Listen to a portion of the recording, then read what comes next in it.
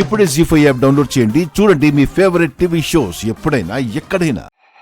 నమస్తే ఆంటీ.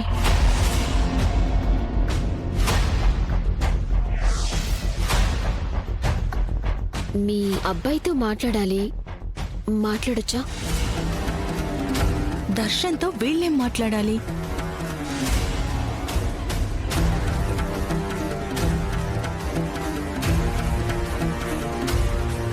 శరణ్య వచ్చి మీతో పెళ్లి చేసుకోవటం ఇష్టం లేదని చెప్పిందంట కదా. తనకి బదులుగా నన్ను పెళ్లి చేసుకోమని అడిగిందంట కదా. కానీ మిమ్మల్ని పెళ్లి చేసుకోవటం నాకిష్టం లేదు.